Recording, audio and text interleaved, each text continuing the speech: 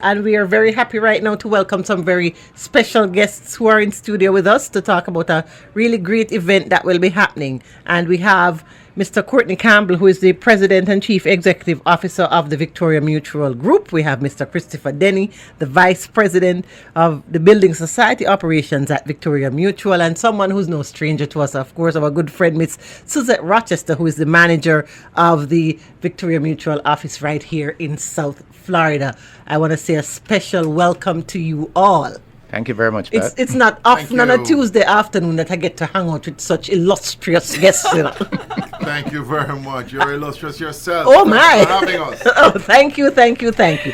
Okay, so you're in town this week because you're hosting a very, very important event that will be benefiting the community. So let's start off a little bit, though, before we get into the actual event, about the Victoria Mutual Building Society and its role in developing Jamaica and Jamaicans. I don't know which one of you would like to take that one. I'll probably start there. So I really want to thank you, first of all, Pat, for having us, for having Chris and Suzette and myself. Victoria Mutual started in 1878. It was actually established by a group of clergymen. And if you know the history of Jamaica, you know that in 1865, 13 years before that, we had the Morant Bay Rebellion. And Jamaicans have always been ambitious people, struggling for, better for themselves and their families.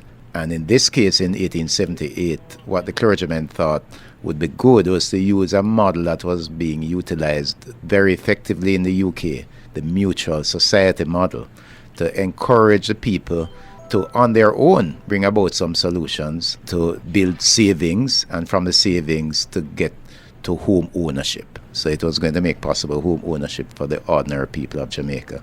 And really, over the last 138 years since then, that is what the Victoria Mutual Building Society has been doing, helping people to realize their financial aspirations. Main one being home ownership, but we have also helped persons to finance the education of their children, to extend their homes, to acquire their own properties and motor vehicles and so on. We have done a lot to help persons to advance. And we have the firm belief that that mission is still relevant in 2016. And with all of the financial upheavals that have taken place in Jamaica, Victoria Mutual Building Society stands as a hallmark of one of the financial institutions that has stood the test of time without any scandal and all of that kind of. What do you think is responsible for that?